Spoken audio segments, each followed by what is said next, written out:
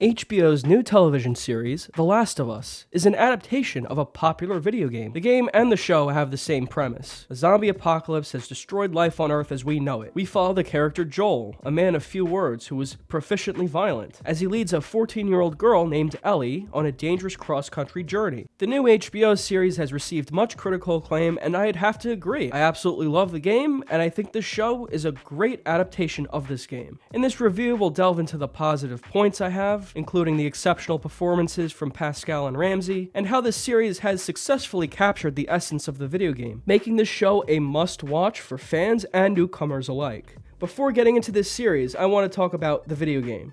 The video game version of The Last of Us is often praised for its cinematic quality, which includes rich characterization, drama, and comedy. You got something on your shoe. Gross.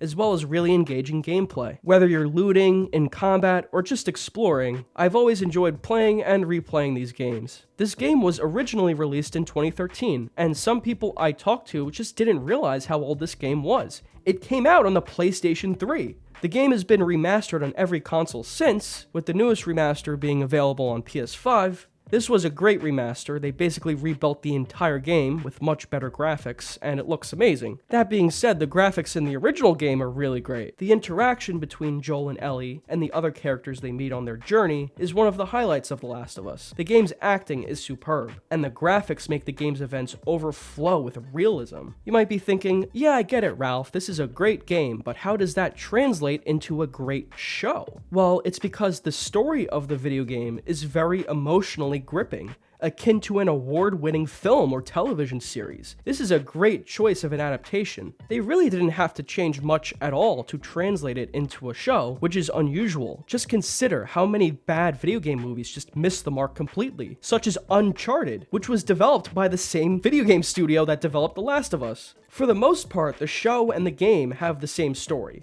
the narrative taking influence from Cormac McCarthy's The Road. Yeah, The Last of Us, it's about zombies and the post-apocalypse and violence and bandits, but really the focus of this story is the characters. The story is really about Joel and his relationship with Ellie. The series was created by Neil Druckmann and Craig Mazin, Neil Druckmann being the director of all of The Last of Us games and the DLC. So it's good the main creative voice of the video game is also one of the main creative voices for the show. That's part of the reason why the show works as well as it does, and the world feels so detailed and everything feels so accurate to the world that was created in the video game. There are some important differences between the show and the game that I just wanted to mention. For instance, the zombie apocalypse in the game starts in 2013, and most of the game is set in the year 2033. However, in the series, the outbreak is depicted to have occurred in 2003, and most of the narrative takes place in 2023. Perhaps this noteworthy change is suggesting that the current state of the world is comparable to an apocalyptic setting. The main character, Joel, played by Pedro Pascal, is a survivor of the apocalypse who performs odd jobs to acquire food. Something I like about the character of Joel is he still has a semblance of humanity left. Even if he engages in criminal activity to survive and he kills people, he does what he has to. He has a sharpness to him, but he's also tender, especially to Ellie and Tess. He's an easy character to root for, even if his actions are violent.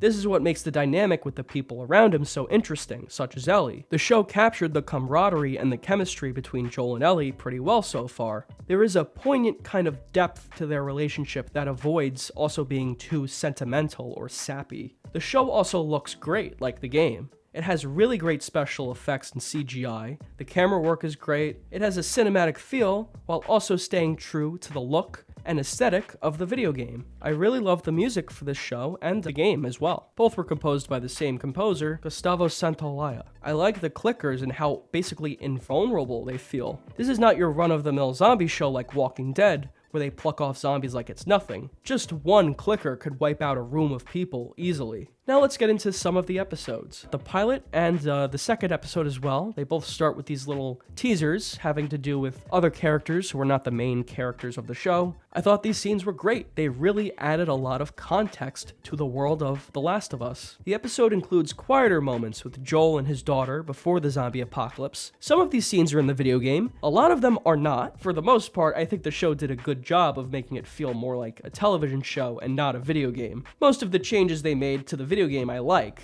Some of the changes they made are actually the best parts of the show. What Pedro Pascal and Bella Ramsey maybe lack in their look, they make up for with their really good performances in this show. I thought Bella Ramsey was very good, I thought Pedro Pascal was absolutely great as Joel, and I thought the pilot was a lot of fun. As a fan of the game, I really enjoyed it. So now let's go on to episode 2, which was decent enough, although it was much of the same. They left out a large set piece that is in the game, in which Joel, Ellie, and Tess go into a collapsed building, and they fight a bunch of zombies in there. I get why they skipped it in the show.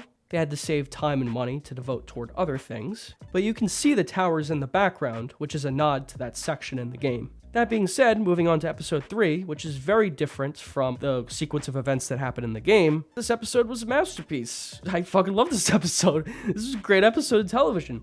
I was hooked. It's such in-depth, ambitious storytelling. Really good performances, I thought, from Murray Bartlett and Nick Offerman. It was so unexpected and a remarkable turn for an action horror series, and it's a welcome one. Like I said, this is easily the best episode of the series. I feel it peaked here. It was truly heartbreaking and emotional watching this story. In the video game, just to add some context for people who don't know, it goes something like Joel and Ellie go into Bill's town, they meet Bill helps them find a car battery, and they leave. Frank's already dead at this point, and Bill is just miserable. Bill and Ellie didn't get along at all in the video game, and that was kind of funny. But in the show, Ellie doesn't even get to meet Bill at all. The rest of the episodes of this series are fine. I've enjoyed them so far, but none of them impressed me like that third episode. That being said, these episodes after were pretty action-packed, had really good performances and dramatic moments. The way they rewrote Henry and Sam was great. Sam being deaf was a change made for the TV series. They gave them more development, and there was motivation for the antagonists to be chasing Henry. In the original game, the bandits weren't developed, and they were just killing indiscriminately. Here it's more of a revenge story, which I thought worked. I'm looking forward to these next episodes, and if I'm right, it'll probably just follow the video game exactly, and Season 1 will probably end the same way as the video game. With the promise of more seasons to come, I'm hopeful for tomorrow, and excited to see where this story will take us next. Hold on. So if Season 1 is supposed to be The Last of Us Part 1, then that means Season 2 will be... Oh no!